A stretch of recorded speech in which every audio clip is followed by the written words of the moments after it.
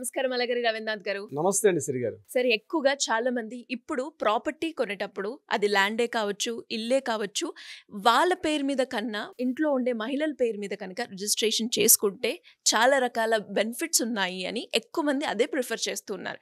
ఎలాంటి బెనిఫిట్స్ ఉన్నాయి sir? Property ఏదైనా సరే, ఇల్లా, స్థలమా, అపార్ట్మెంటా, లేకపోతే కమర్షియల్ కాంప్లెక్సా, అందులో ఏదైనా కమర్షియల్ స్పేసా, ఏదైనా సరే గుర్తుపెట్టుకోండి డియర్ ఫ్రెండ్స్. ప్రాపర్టీని కొనుక్కునేటప్పుడు మీ ఇంట్లో ఉన్నటువంటి మహిళలు, అంటే మీ భార్య కావచ్చు, అమ్మ కావచ్చు, చెల్లి కావచ్చు, అక్క కావచ్చు, వీళ్ళ పేరు మీదుగా రిజిస్ట్రేషన్ చేసుకోవడం వల్ల చాలా రకాల బెనిఫిట్స్ అయితే ఉన్నాయి. అంటే మహిళల పేరు మీదుగా రిజిస్ట్రేషన్ చేసుకోవడం అన్నది ముఖ్యంగా ఇటీవల కాలంలో బాగా పెరుగుతూ ఉంది. అర్థం చేసుకుంటున్నారు. మహిళా సాధికారిత అన్నటువంటి పేరు మీదుగా మహిళల యొక్క పేరు మీదుగా రిజిస్ట్రేషన్ చేయడం కోసం కూడా ప్రభుత్వాలు అనేక రకాలుగా ప్రోత్సాహాలు కూడా అందజేస్తుంది. ఈ వీడియో ద్వారా మనం ప్రత్యేకంగా మహిళల పేరు మీదుగా రిజిస్ట్రేషన్ చేసుకోవడం వల్ల ప్రాపర్టీస్ని ఏ రకమైన బెనిఫిట్స్ ఉంటాయన్నది మనం కాస్త తెలుసుకునే ప్రయత్నం చేద్దాం. సిరిగారు, ముందుగా స్టాంప్ డ్యూటీ. అంటే ఒక ప్రాపర్టీని రిజిస్ట్రేషన్ చేసుకునేటప్పుడు స్థలానికి, అదేవిధంగా కమర్షియల్ స్పేస్ కావచ్చు, ఇతరత్ర ఏదైనా ఉండేటప్పటికి గవర్నమెంట్కి మనం స్టాంప్ డ్యూటీ చెల్లిస్తాం. స్టాంప్ డ్యూటీ అనేది ఫర్ ఎగ్జాంపుల్ ఒక స్థలాన్ని మనం ప్రాపర్టీ చేసుకున్నట్టయితే తెలంగాణ కానీ ఆంధ్ర ప్రాంతాల్లో దీనికి 7%, 6.5 to 7% మనం రిజిస్ట్రేషన్ ఛార్జెస్ అని మనం పే చేస్తాం. అదే మహిళల పేరు మీద రిజిస్ట్రేషన్ చేసుకుంటే 1% డిడక్షన్ ఉందనే విషయం మీకు తెలుసా?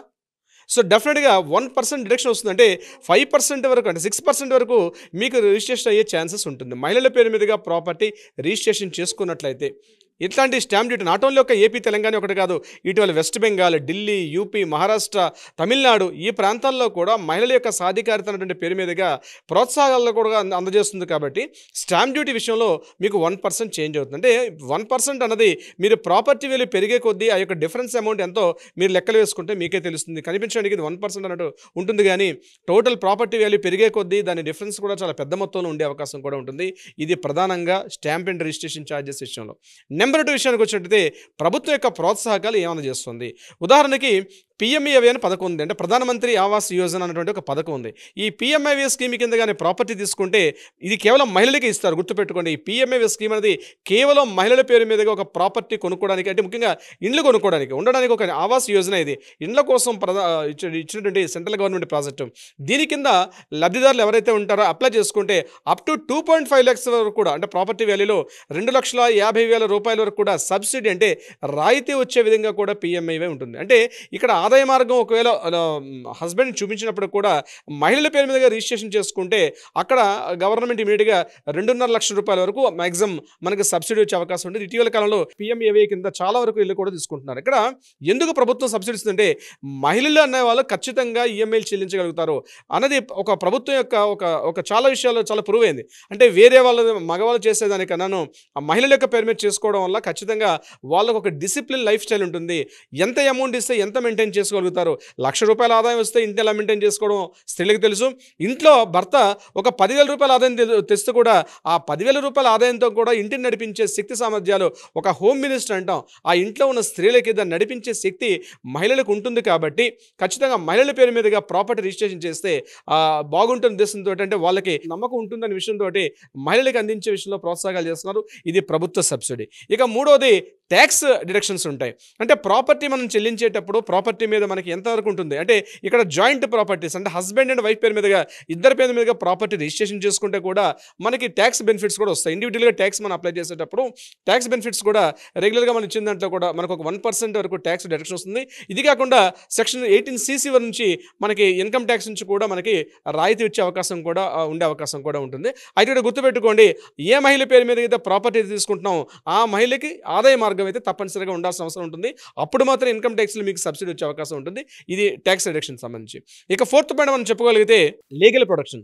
అంటే ప్రాపర్టీ ఇంట్లో ఉన్నటువంటి ఆడవాళ్ళ పేరు మీదుగా రిజిస్ట్రేషన్ అయినట్లయితే ప్రాపర్టీని భాగ పంపకాలు చేసుకున్నప్పుడు కానీ ఇతరత్ర సంబంధించిన విషయాల్లో కొంత వివాదాలకు లోను కాకుండా ప్రాపర్టీని లేడీస్ పేరు మీద ఉంటే చాలా వరకు ఉపయోగపడే అవకాశం ఉంటుంది. అంటే భవిష్యత్తులో ఆ ప్రాపర్టీ పేరు మీద ఆ స్త్రీకి సంబంధించి ఇవ్వడం వల్ల ఇటువంటి అంటే లీగల్ పరంగా ఇటువంటి వివాదాలు లేకుండా ఏదైతే సెక్షన్స్ ఉంటాయో ప్రాపర్టీని కూడా ఈజీగా విభజించే అవకాశం ఉంటుందని చెప్పి కూడా ప్రభుత్వాలు ఎక్కువగా ఈ లీగల్ ప్రొటెక్షన్స్ ఇస్తున్నాయి. ఇది కాకుండా హౌసింగ్ లోన్స్, అంటే ప్రాపర్టీని హౌసింగ్ లోన్స్ కిందకి వెళ్ళేసరికల్లా బ్యాంక్స్ ఏం చేస్తున్నాయంటే మ్యాక్సిమం 8.5% ఉన్నటువంటి ఏదైతే హోమ్ లోన్ ఇంట్రెస్ట్లు ఉంటాయో అది ఒక 20 years వరకు మనం టెన్యూర్ తీసుకునేటప్పుడు మహిళల పేరు మీద తీసుకుంటే అప్ టు 1%, 0.1% నుంచి 0.5%, 0.8% వరకు కూడా బ్యాంకులతో ఒక్కొక్క బ్యాంక్ నుంచి ఒక బ్యాంక్ వరకు కూడా ఇచ్చే అవకాశం కూడా ఉంటుంది మహిళల పేరు మీదుగా హౌసింగ్ లోన్స్ తీసుకునేటప్పుడు. అంటే ప్రభుత్వ పథకాలు కావచ్చు, హౌసింగ్ లోన్స్ కావచ్చు, ఇతరత్ర ట్యాక్స్ బెనిఫిట్స్ అనేవి ఆయా రాష్ట్ర ప్రభుత్వాలు కావచ్చు, సెంట్రల్ గవర్నమెంట్ ప్రాజెక్ట్ ఇప్పుడు నేను చెప్పే విధాలుగా కూడా అనేక రకాల బెనిఫిట్స్ వస్తున్నాయి. ప్రధానంగా మహిళల పేరు మీదుగా ప్రాపర్టీ రిజిస్ట్రేషన్ చేసుకోవడం వల్ల ఇప్పుడు నేను చెప్పినటువంటి ఈ 5 రకాల బెనిఫిట్స్ కాకుండా ఇంకొకటి ఇంపార్టెంట్ ఉంటుంది ఏంటంటే అది కబ్జాకు లోనవడం చాలా తక్కువ. అంటే యాక్చువల్గా ల్యాండ్ అంటే ఏంటి, ఏదైనా ప్రాపర్టీ అంటే 3 రకాలుగా మనం అనేక సందర్భాల్లో చెప్పుకున్నాం. ఆ ల్యాండ్కి సంబంధించిన పత్రాలు మన దగ్గర ఉండాలి, ఆ ప్రాపర్టీకి సంబంధించిన పత్రాలు మనవే అని కన్ఫర్మ్ చేస్తూ గవర్నమెంట్ యొక్క రికార్డ్స్లో ఉండాలి. ఈ రెండు కాకుండా ఆ ప్రాపర్టీ మన యొక్క స్వాధీనంలో ఉండాలి. అంటే యాజమాన్యపు హక్కులు ఒకటే కాకుండా ఆ ప్రాపర్టీ అనేది మన యొక్క స్వాధీనంలో ఉండాలి.